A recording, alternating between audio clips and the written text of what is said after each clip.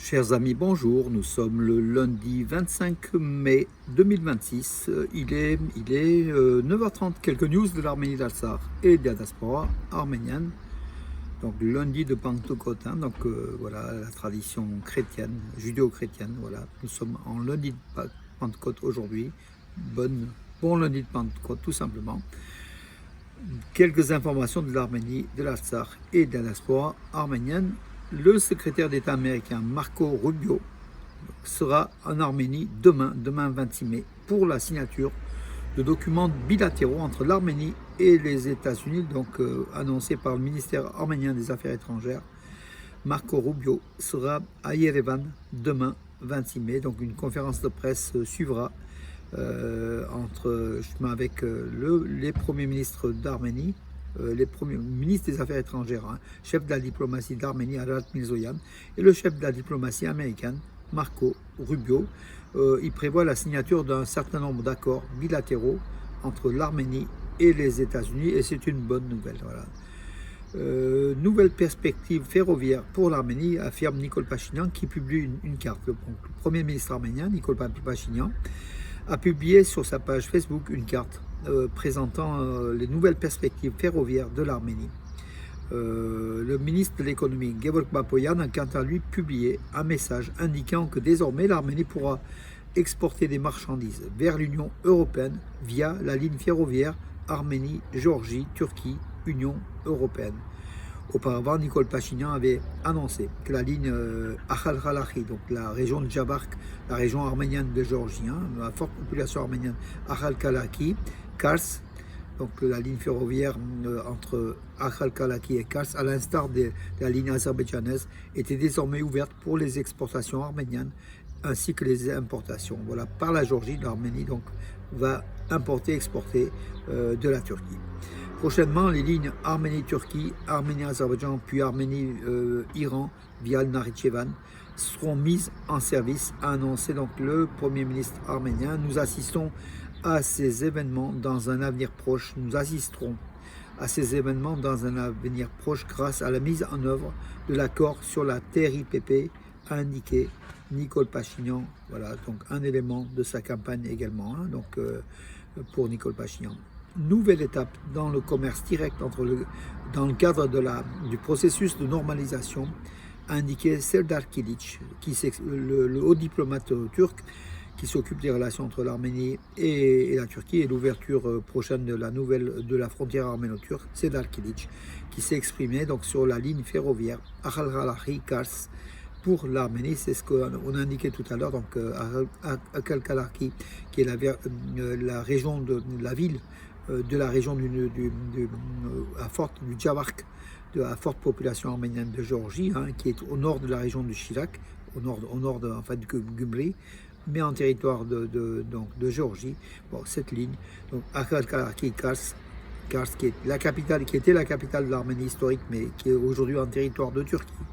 Cette ligne va être fonctionnelle. Voilà, c'est ce qui a aussi salué le haut représentant turc Serdar Kilic. Voilà. Peut-être une ouverture prochaine aussi de la frontière terrestre entre l'Arménie et la Turquie. Aliyev commence en réalité à dépenser de l'argent pour discréditer la campagne électorale de Pachinian et de ses adversaires, selon une experte arménienne, Tatev Hayrabetian. Elle a fait toute une analyse pour indiquer que l'émission, donc le Bakou s'ingère dans la vie politique en Arménie en finançant un certain nombre de choses. Voilà, donc c'est le dictateur Aliyev qui veut un petit peu gérer aussi l'avenir politique de l'Arménie, essayer de faire en sorte que l'Arménie soit le plus maniable possible pour peut-être une future invasion, mais en tout cas pour plus de facilité pour l'Azerbaïdjan de se rapprocher de la Turquie à travers le territoire de l'Arménie et du Nakhitchevan. Le club de football Ararat Arménia à une journée de la fin du championnat, a été sacré champion d'Arménie, voilà, donc de football. Noa Yerevan est deuxième, l'ex-champion d'Arménie, enfin le champion de l'an dernier, et le vainqueur de la coupe, Noa Yerevan, est vice-champion d'Arménie pour l'instant. Donc à une journée de la fin du championnat, on verra la fin du championnat. Shahen Mardirosyan, un jeune Arménien des moins de 15 ans, dans la lutte, en lutte, a vaincu le lutteur turc en 40 secondes en finale. Et il est devenu champion d'Europe des moins de 15 ans, des U15 de lutte libre. Ça se passait en Bulgarie à Samokov, voilà, ce week-end. Voilà, Shahen Mardirosyan, qui représentait l'Arménie, a remporté la médaille d'or en s'imposant en finale en 40 secondes face au représentant de la Turquie.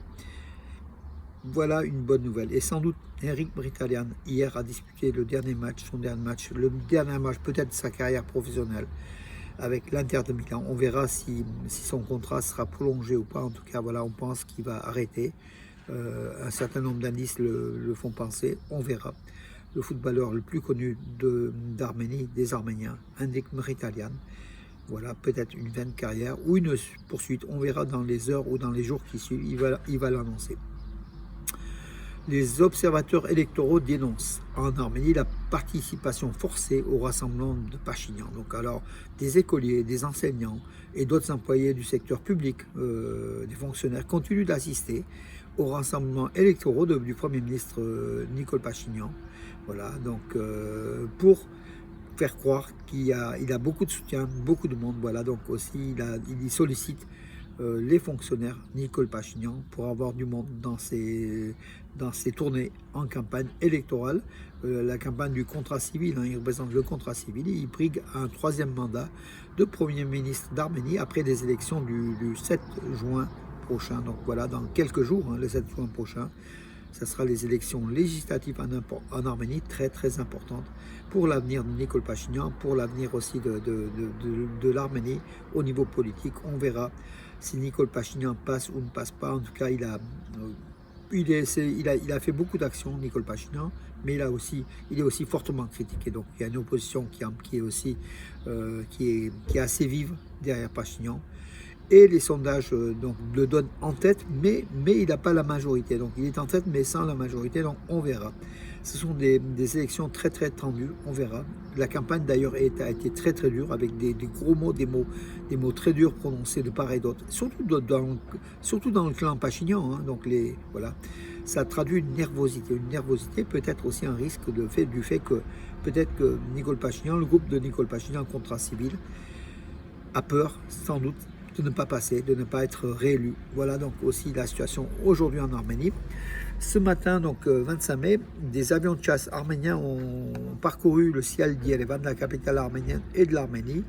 C'était des essais avant le 28 mai, donc dans 3 jours, pour justement la fête nationale d'Arménie le 28 mai, où justement l'armée va défiler, où Nicole Pachinian et le gouvernement arménien nous a promis de montrer les dernières armes acquises. On verra toutes les armes acquises de l'Arménie. On attend avec impatience dans 72 heures, voilà, pour que justement on ait connaissance d'une partie importante de ces armes ultra modernes que l'Arménie a acquis au cours de ces 4 dernières années. Après la défaite de la guerre de l'Artsakh, ça a fait une expérience en fait. Cette défaite, ça a obligé l'Arménie à s'armer par du matériel militaire ultra moderne et un peu laissé de côté du matériel soviétique des années 40, 50, 60, des années donc même 70, où il y a très peu d'électronique, puisque la guerre aujourd'hui c'est la guerre des drones, c'est la guerre de l'électronique beaucoup plus que la guerre des chars. Aussi les chars bien sûr, mais c'est surtout dans le ciel et puis de la façon, comment dirais-je, dont on gère la technologie. Et l'Arménie, à ce niveau-là, est très très bien placée, on le sait.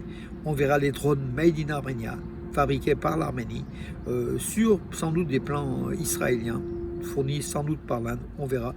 Mais en tout cas, l'Arménie s'est dotée d'un armement ultra moderne, de radars et de drones et autres canons téléguidés, autoguidés, avec canons radars couplés à des radars. Voilà, l'Arménie est bien entrée dans l'ère ultra moderne de son armée. On verra le 28 mai dans 72 heures sur la place de la République à Yerevan. Et Nicole Pachinian nous a dit qu'on sera tellement surpris, tellement heureux que tous les Arméniens se retrouveront autour de table à boire et à chanter et à danser pour faire la fête, pour dire que nous avons une armée formidable. On verra. Nous voulons voir les faits et pas les paroles, tout simplement. Bonne journée, Parior. Une journée très très chaude aujourd'hui, 35 degrés ici à Valence, en tout cas, selon la météo. En tout cas, on a eu déjà quelques journées de chaleur et ça va continuer, mes amis, pour le bien de certains, pour le mal de dos parce que tout le monde n'aime pas la chaleur. Voilà, nous on est entre les deux, tout simplement. Bonne journée, à demain.